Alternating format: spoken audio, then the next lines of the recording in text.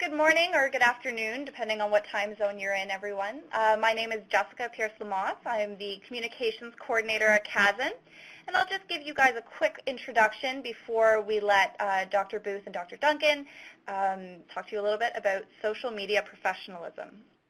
So you can see on the right-hand side, there's that chat function. If you have any questions throughout the presentation, please feel free to type in your question there. We'll also leave a few minutes at the end of the presentation, or the webinar rather, for you to type in questions, and we can have a little question and answer session at that time as well. If you have any technical difficulties, the first thing I would suggest is that you leave the room and come back in. That usually resets the audio. Otherwise, you can send us an email at jnevala, N-E-V-A-L-A, @casen.ca, and we'll be able to help you that way. And so I'll turn it over to Craig and Richard then. Hi folks, so my name is Craig Duncan. I'm an assistant professor at the School of Nursing at Laurentian University, and I have the pleasure of presenting with Richard Booth, who is a assistant professor at the Western University. Is that correct, Richard? That's correct, yep. Okay, so the objectives for the presentation is an opportunity to discuss social media and professionalism, explore the use of social media technology and its related impact on clinical and health systems utilization. And we're hoping that participants will learn some strategies for integrating this content into the nursing programs.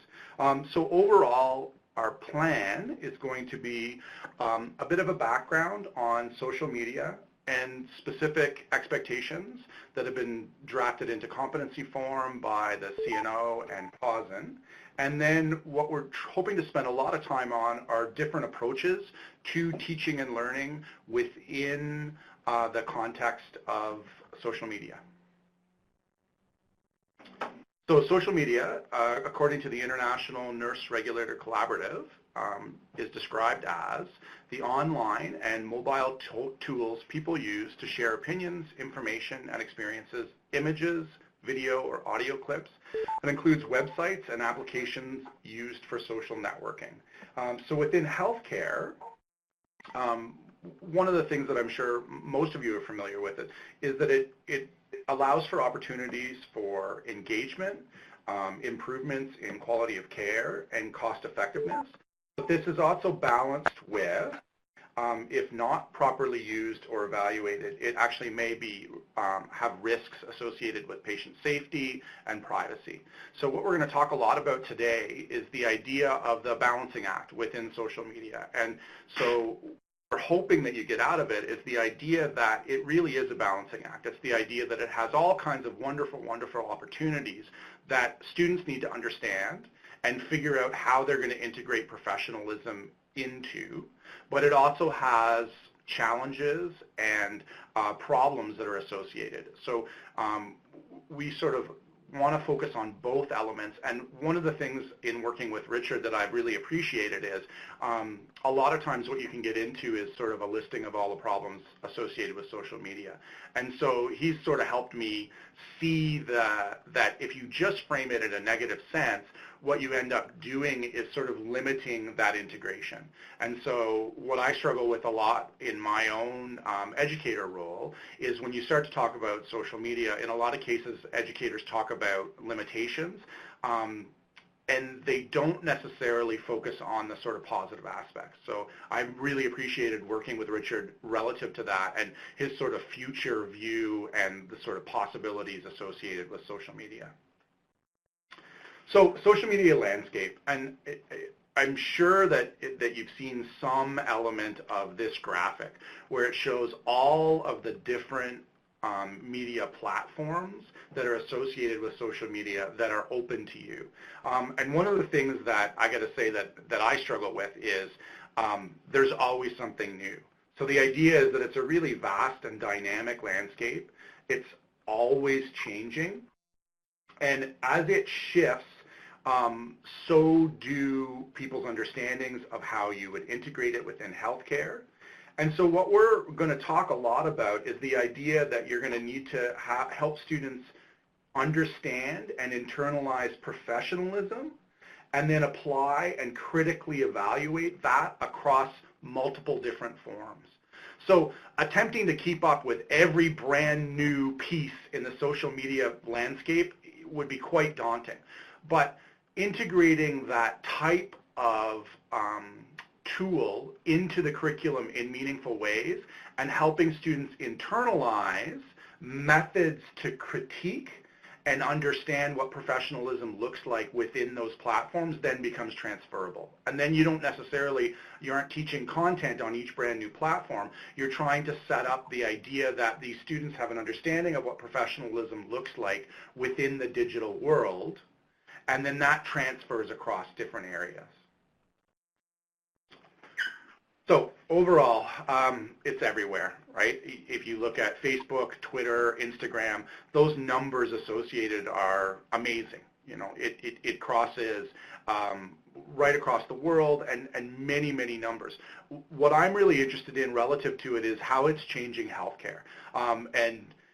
Richard did a pretty amazing presentation at the last Cause and conference I was at on where we will be, 10, 20, 30 years down the road. The need for a role of nursing within that. Just even right now, the apps and access that are afforded through social media are pretty amazing relative to these pieces. Something like Patients Like Me, which is pretty incredible. You go in there and you talk or look at what sort of disease process or chronic illness you have, and then you can see a plethora of individuals who have very similar problems, and they talk about those problems. So it really has changed the way individuals access their health care and how they engage in it across multiple different platforms. Also changes education, that whole idea of e-learning. And again, from a sense, what we really want you to take out of it is the potential resource and the potential challenges, and then really key-wise, what professionalism looks like within those different areas. So this graphic really looks specifically at what guides social media participation from a healthcare provider sense. And the idea is that there's actually an overlap among the societal, organizational, and individual characteristics that actually guide behaviors within social media. So there's not one realm that has sort of all of the rules or all of the professional aspects that a student needs to consider. There's sort of a layered approach where you're a student, but you're also in a healthcare center, you also have professional standards, and you also have terms of service for whatever the social media platform is that you're using. And each one of those have requirements that a student would need to understand and meet. And sort of on the bottom level of that is if you start to teach individuals or help individuals understand and internalize individual best practices, it becomes a really good foundation for where you're then trying to integrate an understanding of organizational policies and professional standards within that digital health realm. So e-professionalism, that's specifically attitudes and behaviors associated with the traditional professionalism paradigm, but manifested through that digital media sense. And again, what students struggle with relative to this, in my experience, has been the differences within digital media where there's a recorded aspect to it. And so sometimes I have trouble with first-year students even that don't necessarily understand that professionalism, when it transfers into a digital sense, has a lot of more repercussions than, if you're on the bus with somebody and you're making mistakes professional-wise. Like those things, those privacy aspects are things that students do have a problem wrapping their minds around, and we're going to talk a lot about sort of exercises that might help them better understand the repercussions of professionalism within sort of an electronic realm. So nursing expectations, and there's a lot of nursing expectations associated with social media. So the College of Nurses of Ontario, for instance, refer to the INRC position statement regarding social media. And so what the next couple slides are is sort of an overview of expectations that I think set up students very well to critically evaluate how and why they're going to integrate digital media, social media, into their professional understandings. So the first one, and this one's quite a big one, is the idea that you need to stop and reflect before you even start to integrate these tools into your practice. So the idea of looking at the benefits and the risks, if you have the competence even to attempt to integrate these platforms, your own knowledge on the technology and whether you can use it appropriately and ethically. And also you need to reflect on your intent and possible consequences. So the idea that before you blog or post or tweet, you really need to think about, okay, why am I doing this? What am I doing it for? What are the benefits or risks to actually doing this? And one of the big things is, do I know this technology well enough to have an understanding of the implications of my use of it? Can I use it in a professional manner? And if the answer to that is no, well then you're going to need to do more learning before you engage in that area. So professional image. The idea is that you would be using the same level of professionalism in your online interactions as you do within your face-to-face. And so some of the stuff that I work with students on, particularly in the ethics courses that I teach, but right across multiple courses that we integrate social media into, is to focus on the recorded or archived element within social media that becomes a footprint or record that then follows you. And so the idea of professionalism in some ways having even probably deeper impact on you because it becomes something that can then be archived and follow you going forward. And I think Richard probably has some examples of that sort of following forward and the problems of that students really need to wrap their minds around relative to social media use. So confidentiality, this is one of the big ones that always comes up, is the idea that because you have a platform doesn't necessarily mean that you need to use it, and particularly when it comes to the sharing of information on media sites, or the idea that you can leave out small details and that individuals won't be able to put things together becomes something that's really important to help students kind of wrap their minds around. One of the examples that I use here all the time is the idea that digital media sort of shrinks space. And so the idea that you're maybe working in a very large city, and you know, if you put up a picture and you think it's a picture that doesn't have anyone in it, and it's a picture that's fairly anonymized, the idea of the reach of that picture becomes something confidentiality-wise that really you need to think quite a bit about associated with this. So the idea is that within the realm of confidentiality, helping students wrap their minds around that is really something that you need to work a lot on. So privacy, the idea of setting and maintaining your privacy settings to limit access. The other bit that I find relative to privacy is that really there is none, right? The idea that is, you know, even if you're at the highest privacy settings, others can copy and share information without your knowledge or permission. And we've had experiences here where we've had students who thought they were talking on, you know, an anonymized area where no one would really know who they were, or talking to other students in an area that was private, and they don't really have an understanding that those conversations can and will get out relative to those pieces. So again, going back to that sort of confidentiality and that digital footprint going forward is a really interesting thing to try and help students wrap their minds around, and also something that students struggle with. I mean, that idea of coming home from clinical and sort of having a rant about how terrible your day was, et cetera. A lot of cases, students will go to an electronic form with that and may not understand the repercussions of engaging in that relative to confidentiality and privacy. So boundaries is another really interesting one, right? The idea of that digitally, because the community is so much smaller, maintaining those professional boundaries becomes really important.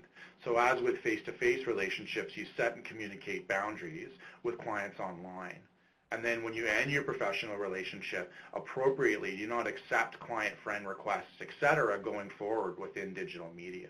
So the idea of treating digital media as if it is a community, in this case an electronic community, and maintaining boundaries between professional and patient becomes really important for students to understand and takes some time for them to wrap their minds around. So integrity, the idea of protecting your and the profession's integrity, and Richard had some really good examples relative to integrity with problems where students don't really understand the ramifications of the posts that they make.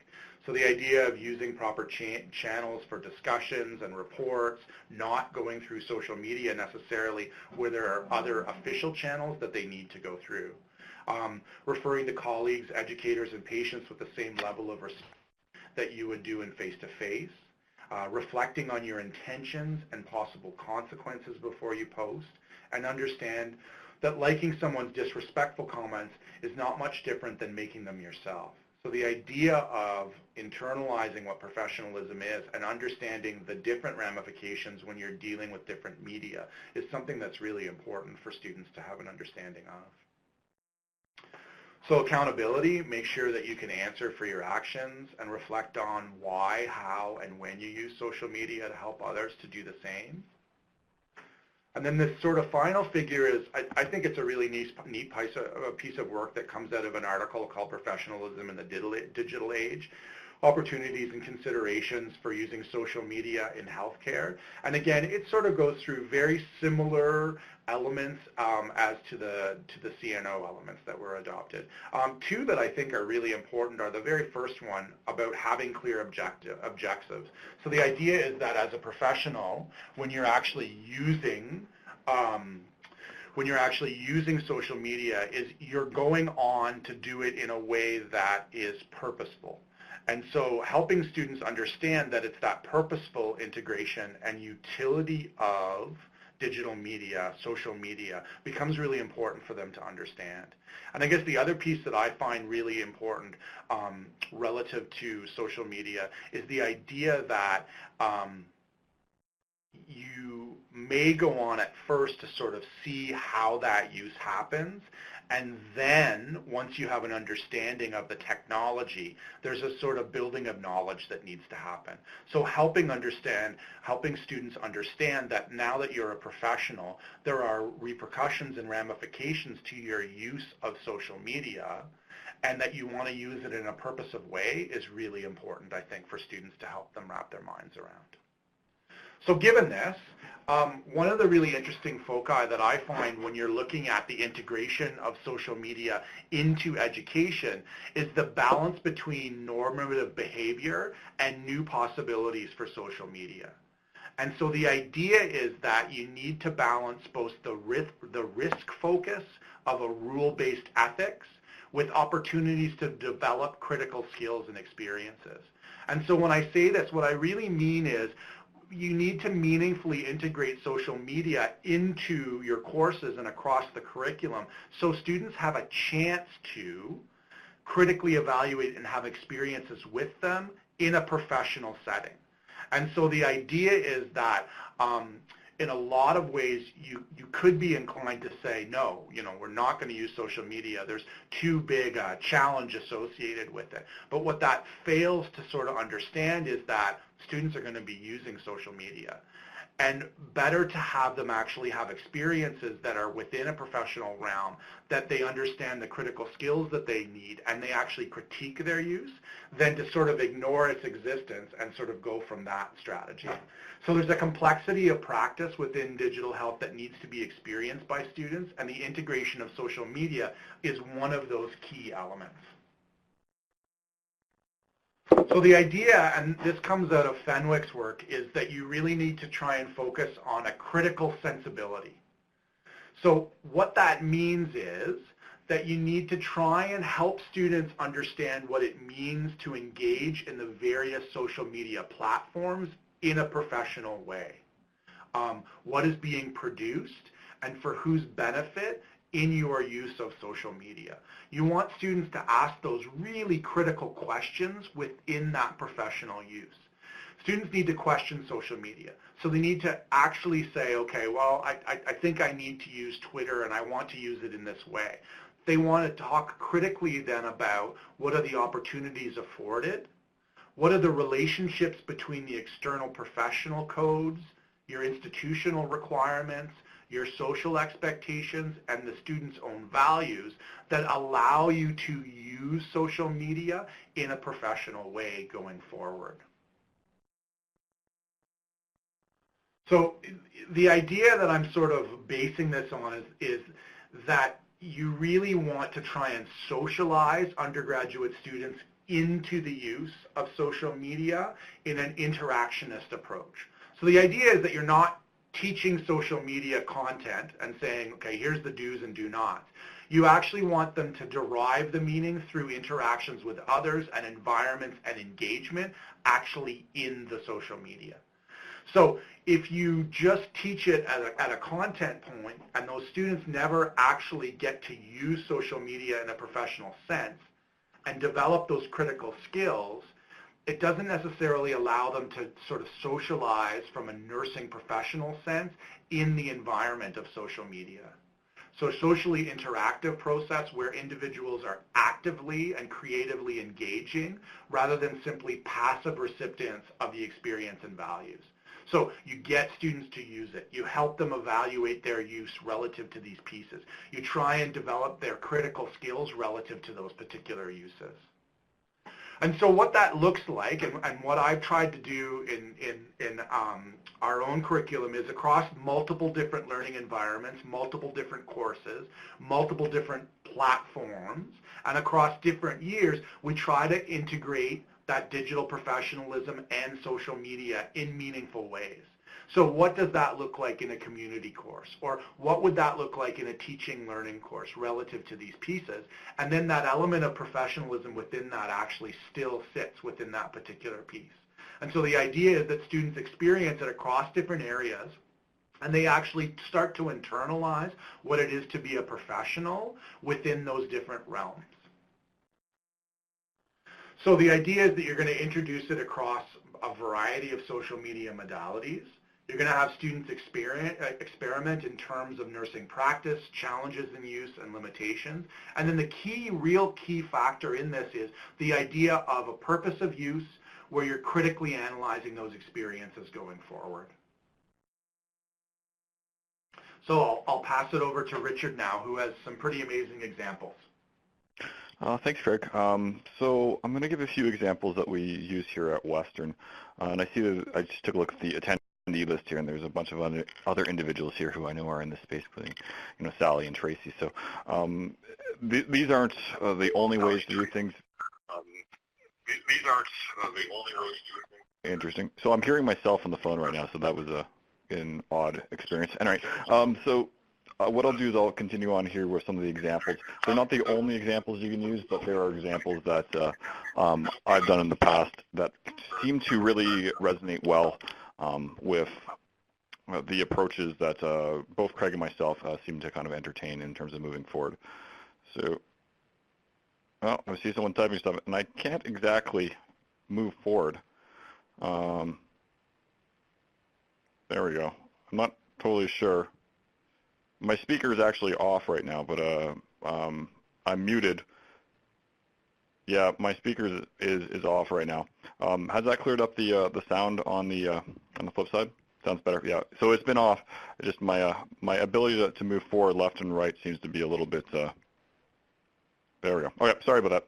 So I'll start off with some of the examples that we have right now that are more or less generated through Causin. So the image you see here is a bunch of YouTube videos that were actually created by a few of the digital health individuals at Causin. And the individual you see here in the avatar fashion is actually one of my former students, Sarah Dinsdale.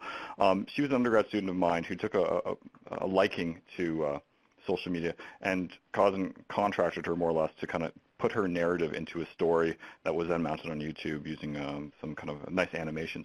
And what it does is it kind of walks through in 2 5-minute segments the narrative of what it's like to be a nursing student and using social media. So I use these clips as great ways to more or less start off the conversation in my classes, because if you take a step back, your average undergrad student in second year currently right now in Canada is about 19 years old. So as Craig kind of mentioned before, we typically critique students for doing things online that they shouldn't. Like, you should have known better to not have done that. You know, why did you share that information? But we're essentially critiquing students for not knowing something that they could have never known, because essentially these students were 3 or 4 years old when Facebook like kind of emerged. So we have a cohort of people who don't know a world where this doesn't exist. So we have to take a step back and kind of really paint the narrative, a thing that may be clear to us in terms of professionalism, but really paint it for students who essentially don't know a world where this stuff can't exist. Sorry, the clicks there. So another example that I use in some of my classes here is I start off with these 4 examples here. Now, I remember yesterday I got an email from Janet saying, do we want to actually name these people? And I have left these names here purposely because essentially they're all in the news as of the last few years. So they're essentially public kind of record cases. Some of them actually have court records also. So one of my first assignments that I do in an inverted class that we have here at Western is I get the different groups that I break into groups of 4 and 5. I say, you know, you all have computers sitting in front of you. Go find out some stuff about these people. So Craig Keefe was a nursing student. He put some really a very aggressive and violent messaging onto a Facebook platform and was subsequently released and dismissed from school. Doyle Burns you may remember her example. She was a student who posted a picture of her beside a human placenta and was subsequently kicked out of school and had to sue the school to get back in. Nita Yodler put up a MySpace page, which seems like when I say the word MySpace ages ago, but comparing a newborn infant that she saw being born to an alien or something like that. That didn't go over so well. And then Katie Duke is actually still a nurse. She's a nurse practitioner now, but she posted an image on her Instagram page that was shared, actually. It wasn't even her image, of the aftermath of a trauma unit after a man had been hit by a train. So there's blood and material all over the place. So she got fired from her position. So 3 of these 4 cases essentially have court records you can go look at. And I just get the students to more or less figure out these situations. And what is really telling is these situations are all essentially, except for Katie, nursing student centric. So they immediately connect with, oh, wow, you know what? Craig had it coming. Like, he was really violent messaging towards his classmates. He threatened to stab them with pencils, and there wasn't enough whiskey in the world for rehab or something to that order. But Doyle really got thrown under the bus. So it starts to really make them think about the implications. One small action, one small click of a mouse, one image now is in the nightly news, and these folks are essentially going to be on Google for the rest of their careers. So that's my low-intensity approach. And what I love happening when I do these sorts of situations is the hush that comes over the room. When it used to be, it's fun to start off when you kind of, figuring out who these people are, seeing if they still, Craig apparently still has a Facebook page that some of my students found, and apparently he hasn't changed that much. But the hush that comes over the room when they start to internalize that this could have been me is the most experiential, integrated way of learning that I've found. And then as of recently, what I normally do is to not just dwell on the negative. The negative is easy to start with. And most of my presentations in social media and nursing, I typically, especially in education, I focus a lot on the negative. And that was a time and a place that I think needs to kind of move on. Like, we're past it being only a career ender. We need to speak about the flip side. But in order to understand the flip side, you got to understand what the current state is. And the current state is where, what is going on? So this was just random. I fired up Instagram sometime the end of August, I think it was, and pulled the first, 20 photos I found on Instagram that said nursing student. And this was it.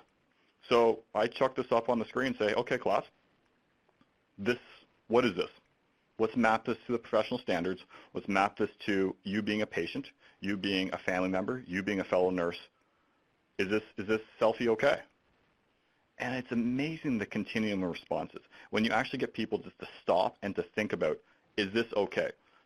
Is this commonplace now? Is this acceptable in current state 2017? And I had responses from 19-year-old students who've never known the world without the internet across the spectrum, from this is terrible, she shouldn't be mentioning things about religion, she shouldn't be taking a picture too, this is totally cool, this is totally acceptable. So I blurred her face out, but I actually don't need to because this is public. It sits on a public website. I don't actually need to do any of this. But we had lots of discussions about the fact that, like you don't post pictures of your concert tickets to the internet because the barcode is essentially your ticket and someone can steal your ticket, I can see her name badge. I can zoom up to her name badge, and there's a barcode on it. So we can start to unpack, the most unintentional photo that you can take of yourself at clinical or at work or wherever you might be. You may reveal something by accident. So is this photo in itself non-professional? Is the comments there non-professional? No, she's PICU pride, fear not. I've succeeded and I've become a PICU nurse. Awesome. But there's things that we may want to think about. So should you not post things like this? No, this is probably an okay photo. She's got like 15,000 followers, so clearly she's pretty popular on Instagram. But to unpack the different layers, the different multi-dimensions of an image like this and the intended consequences that may occur from it. And that continues onwards. Like your average kind of Instagram photo from nursing students is them doing work, eating something with a computer. Like that's one genre of image I see. The other one's selfies at clinical. And the third is some kind of inspirational walking through, a forest kind of mindset that I'm like on a pathway. Those are the three that I see over and over and over. So I say, this is a nursing student somewhere out in Quebec. How is this? Good or bad? Once again, the continuum. But is this normal now? Should students be doing this? Is this career advantageous? Is this career detrimental? To get them to start to question, and the majority of your students will have Instagram feeds like this, so they'll be doing a lot of self-reflection. Not hard to find these ones also, and it's pretty easy to start critiquing, like, should you do this? Like, hashtag badass, feel good, nursing student, love this, college life, no filter. I like, because she even is like, smarty pants and study hard, but more or less, crazy tests and angry about certain things. The flip side to all this is, for these three individuals I found right now, I essentially, just with their online presence on Instagram, can reverse engineer who they are, where they live, what car they drive, and their favorite coffee. So I usually tag that onto the end of it. If you're looking at professionalism, that's one thing. But from the whole creepy side of the internet/society factor, I know exactly who these people are, and I can probably, without too much effort, figure out where these people live. Like, I don't dwell on that too much, but I usually put that out there because that's something maybe people have not actually thought about, because I had to blank out, as you can see, a lot on here. But it's not going to take me too long to figure out who this individual is because, this is actually the same individual complaining about clinical and doing clinical work in a car with a computer open. So once again, really easy to get to negatives, but this is your kind of current state. This is your normal thing you're going to see with nursing students on Facebook and Instagram. So how do we not say to not use it, but how do we guide competency and insight to maybe ensure that we don't do anything unintentional or amplify the potential that students have because they clearly know how to showcase themselves? And, finally, things like this. Is this inherently bad? Is this inherently good? This person's fully identifiable. I don't even bother saying yes or no to these sorts of things. I just leave it to the class. I try to stay neutral when I'm talking about social media as much as I can and let the conclusions and policies draw good, bad, indifferent in the students. I don't say don't do this, do this. I don't do any of that. I stay as neutral as I can because students are essentially going to do what they're going to do. It's going to be our ability to kind of shape, guide, and give them the insights to realize that there are higher levels of critique and things that you need in a world that you may not be fully aware of. So the key thing with these Instagram summaries, and this is just one activity I run in the second and third week, is I know everything about these students. But I would suggest that these images I showed you are actually standard typical in 2017 of what nursing students do online. Social media has always been projected as this revolutionary tool that people are going to be able to use to amplify their careers, information. Yes, but that's the minority, and that's the vast minority. The majority of folks use it for what you just saw. So awareness to that's how it's going to be is important. But then also, planting the seeds in probably the few students, not the majority, but the few students who appreciate that they can use social media from a larger perspective. That's where I start to build that. I know I'm not going to win over everyone, and it doesn't matter how many times I say, you may want to think about and be reflective in the stuff you put online. There's going to be at least one or two students per year who are going to get dinged for some reason on professionalism because of something they put online, regardless of this class or not. So I pull from Rod Fraser's book from 2011, still relevant, but a little bit old, in terms of when I look at, inappropriate examples versus appropriate examples. The interesting part about this is when I look back in time, all these inappropriate examples are about, patient identification and breaching and things like that. When this book was published, the fact that people would more or less post narratives of their life in image and video form wasn't even something that social media was capturing at that point. But that's what's happening now. The blur between your professional and personal life has become so intertwined that it's no longer appropriate or inappropriate. It's, is this, kind of current life? Is this happening? How much of this can you put out there that then goes into your professional life? Or how much of your personal life should you, where is that fine blur that you need or can have and still be a professional and not risk, unintended consequences in terms of employment or risk of opportunity? So it comes back to, should you have a presence or not? Like, I've always been critical of social media to a certain degree because it's always been projecting this very pro-innovation bias where everyone should have one. Like, that's just kind of the common thread. Like, you need to have one to exist in life. Well, maybe not. It depends on where you kind of want to go in life. Now, we should advocate nurses to be leaders and change agents and things like that in the profession, but I have to appreciate that not everyone wants to have an online life. So, having a non-negative but a non-positive presence, which the majority of your students probably have, nothing really formative, but nothing really bad either in terms of 2017. What can it do? How much of a professional presence do students need to have? So this is another kind of further extension when we start to get to the positives of social media. I want them to future forward 10 to 15 years. Where do they want to be? And unless you have an online presence that's functional, that acts on your behalf when you're not there, no one's going to be able to find you. Essentially, your personal and your professional life, digital and physical, is one and the same. So I ask people, what do you want to have in your profession? Where do you want to be? How do you want to use your online presence as a competitive advantage? Because, posting images of you eating Haagen-Dazs doing your Anatomy 101, yeah, that's great. Okay, that's your standard typical Instagram photo of 2017. But what can you do with that potentially in the future so it plants the seed for future advantage? So, Rob's book, again, speaks to the different scaffolding. I tell students flat out, even if you don't change your online presence right now in any kind of formal way, at least give yourself an avatar picture and a bio that people will not critique you on immediately with. Make yourself a really nice bio.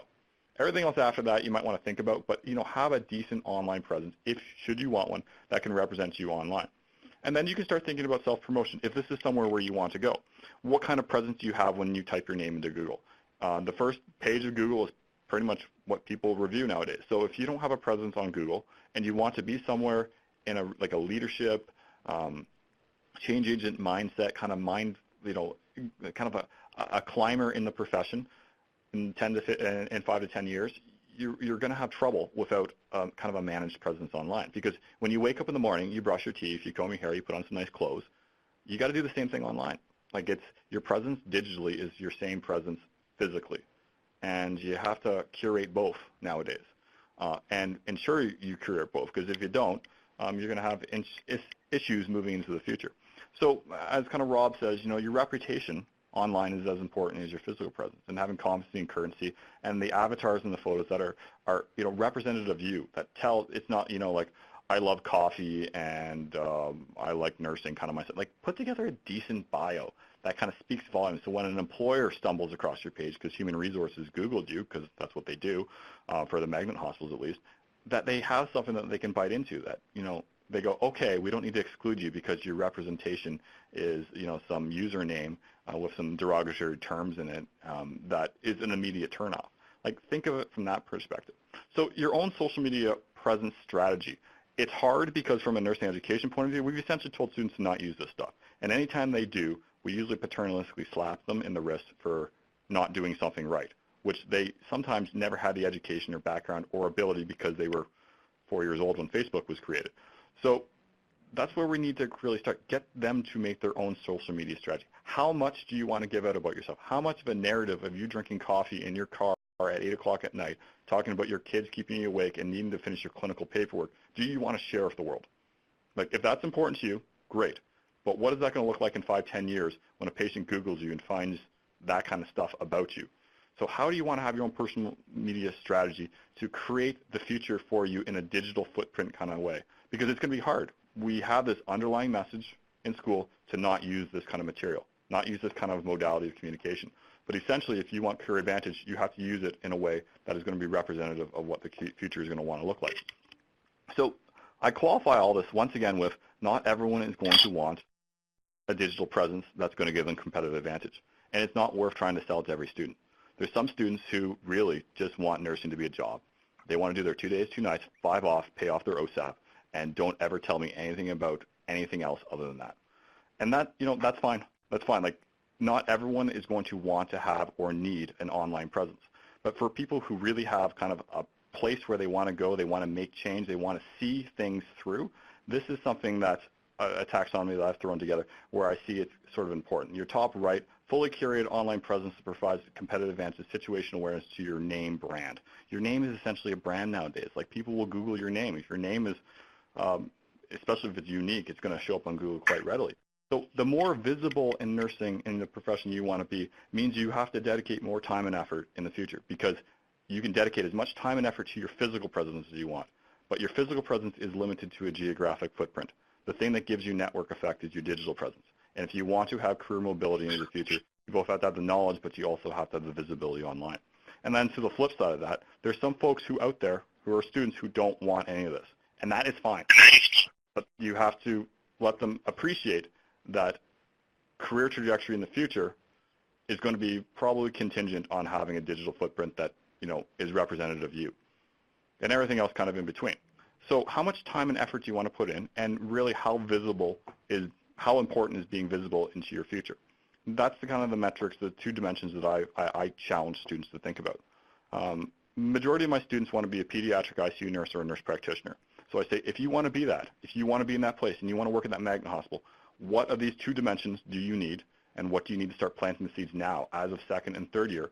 So when you graduate, the Human Resources Department can find you and call the list down to 2 people that they hire from a list of 100, and you are one of them. Because they're going to Google you, and they're going to check all your social media platforms, because you are applying to a magnet hospital where they have that ability and they only want the best of the best. So there's some other examples. Those are the ones that I use here at Western, but the other examples like the Jones et al. From 2016. I wrote a response/assessment of this paper in evidence-based nursing with Siobhan O'Connor from Scotland. I really like this article, and I really like the study where they embedded more or less Twitter as a component of undergrad nursing curriculum. So they assigned grades and things, and made them tweet stuff, more or less kind of forcefully make them tweet stuff. But the interesting part about this, it was a really refreshing article, because it demonstrated up front that some students just don't want to do this, and some students are never going to see value in this, which really kind of reinforced the part that social media is not for all nursing students. Most nursing students are going to use it, but to use it effectively and as a career amplification from a professional point of view, not everyone's going to buy that, and not everyone's going to care. So to really qualify your messaging that this is going to be really important for some students and marginally important for others. But the whole kind of too long didn't read version of all this is, if you do something inappropriate, this is going to be your quickest way to landing in front of the College of Nurses. So regardless of what you do, the professionalism has to have some baseline kind of level of competency. What you do with this from here on in is your own prerogative in terms of amplifying your career, because, the ability to end your career pretty quickly with this kind of stuff, unless, you're of political stripes down south sometimes, is really, really quite material of an event that's ready to happen. And I know that even in Canada right now, there's a bunch of issues at the college levels across provinces where social media has gotten nurses or students in trouble. So we're still kind of in a formative place in terms of building and developing what we conceptualize as professionalism in a social media space. And it will continue onward. So I challenge the students, become the people who write the policy. If you don't agree with something, I want you to be that change agent in 5 to 10 years who, gives the deeper insights and ideas about what is right and what is potentially not wrong. Not wrong, but not best practice. So that was kind of it for our presentation here. We had, Craig's overview in terms of a much more conceptual lens of looking at social media and how to embed it and get that messaging away from just paternalism, but to make sure that faculty demonstrate in everything that they do.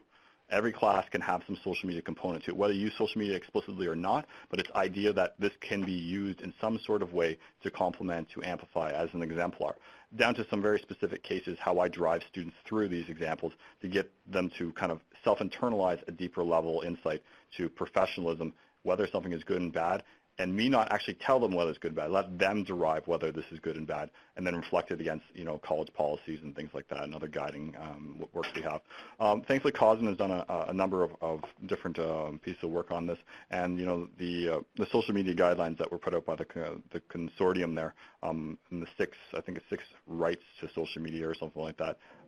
Those are fantastic kind of underpinning documents to go to, which you can more or less real-time create your own situation just by going on Twitter or Instagram right now and finding some nursing students who likely have both good presence and bad presence, and then asking the students to critique. The key part about all this is making sure that they internalize that this could be them.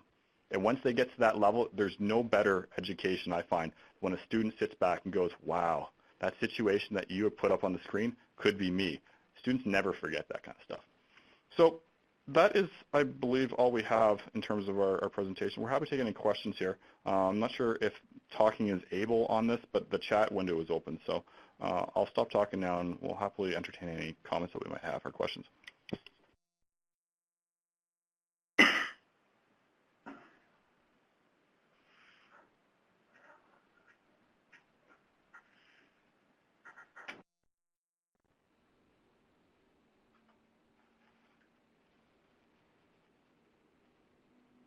Thank you, Craig and Richard. I think we have a couple of questions being posted right now.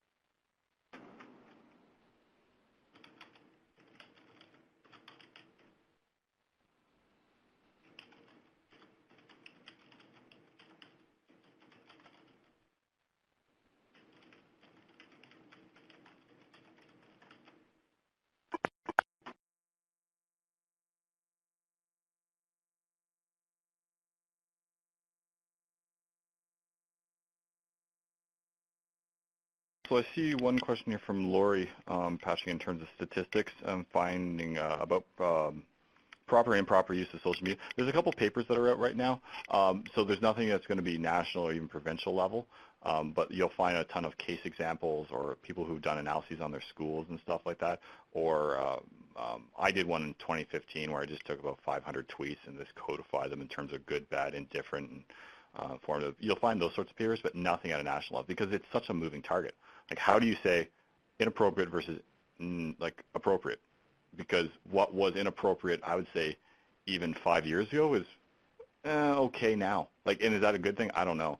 But the slippery slope of social media and cultural norms and how quickly is something that it makes this such a moving target that publication is essentially already obsolete by the time it gets kind of distributed. So what I would do is I'd look at the case reports and kind of extrapolate from there. If you're finding nursing students are doing things on, Twitter has been pretty examined quite readily, then you can probably make the, assumption that what you see in those Twitter findings is probably what's happening on Instagram now, because Twitter is essentially an obsolete platform from a social media perspective from this age cohort. They don't use it. I guess the other sort of question looking at closed Facebook and unsavoring postings, those sorts of aspects. I guess what I try to do with students is help them wrap their minds around the idea of that there is no private. Like the idea of, okay, I can post whatever I want because I'm in a closed setting, sort of helping them understand that that's not sort of an environment where suddenly you can be unprofessional, has been helpful in the past with my dealings with students. Now, is there a possibility that they're going to go ahead and do that? Yes. I mean, that's sort of, one of the things about professionalism is students are going to develop their professional understanding of what their identity looks like and how they engage in that identity. What we can do is help them understand the ethical ramifications of doing the things that they do within both an electronic form and in a real form, and talking about somebody in an offensive way, sharing private information, whether that happens in a public form or in an electronic public form. helping students understand that there is really no such thing as closed or no such thing as sort of a privacy setting that suddenly makes that information not available to everyone. Really, in the past, I've had a little bit of success with that relative to students who just sort of, they don't really understand that the idea is that you can take a screenshot of that, or individuals can print that off, and then there's actually really good Canadian examples of that stuff happening just lately that I've cited within the media. I believe one of the biggest cases lately has been at Dalhousie, where individuals thought they were in a closed group and, had discussions within that closed group that were quite unprofessional, and then all of that information came out. So, I mean, there's really easy examples and sort of low-hanging fruit relative to showing students about the sort of repercussions of those elements. I don't know, Richard, if you have other ideas relative to that piece. No, that was a good summary there.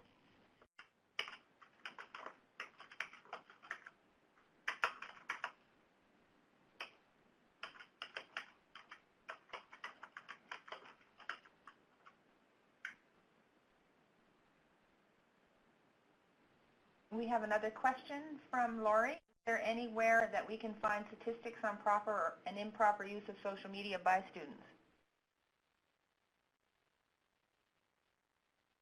Yeah, I think I kind of alluded to that already in terms of most of the case reports is what you want to look at, and there's been a couple of them last few years that you're not getting anything national or even provincial, just kind of case reports in terms of what this cohort of students at this school did. Those papers have existed since about 2012. I think the first one that I can recall was a Journal of Internal Medicine or something like that, where they did a bunch of residents and excessive alcohol drinking pictures on Facebook.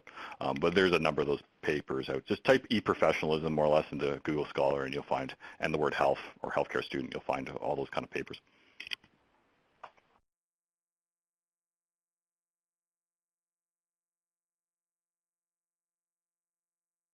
Everyone for the comments in the text box there. I mean, Craig and I, we've done a few of these presentations together, and I think we both take different approaches, but complementary approaches. So we do appreciate the comments and the insights. Our details, our contact information is not an actual slide deck anywhere, but I'm sure it's probably on the invite somewhere, or you can just Google our names. We're happy to take and field questions via email if that's something that people would like also.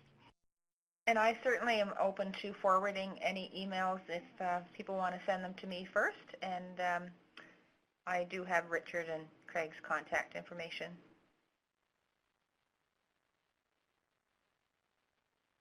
Word before Google Scholar that you want to type in there is e-professionalism. So e-professionalism, or just e and professionalism stuck together. The word e-professionalism is the word you're going to find that is kind of sort of used as of around 2011 to denote the stuff we're talking about right now. There's, what's his name? Caleb Ferguson out in Australia. He does a lot of this kind of work from the nursing perspective. Siobhan O'Connor from the UK / Scotland. I do a bit of this. And then you're going to find a whole ton of this stuff in the medical world too, because they, residents and physicians do kind of social media uptake. So the word e-professionalism is a word that's going to bring you kind of closer to this topic from what we presented.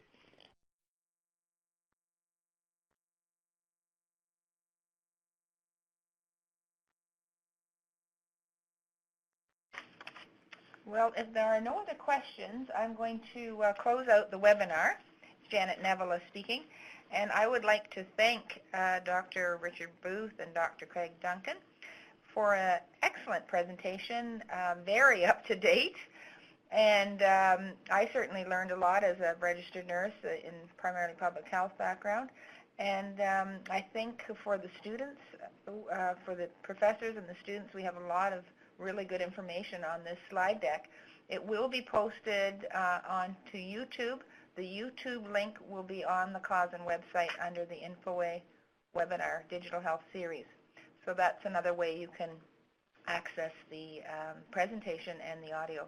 So thank you once again, and thank you for all the 24 plus 1 extra 25 people that attended today. Great. Thanks a lot, everyone. Take care. I'll close out the meeting. Bye for now.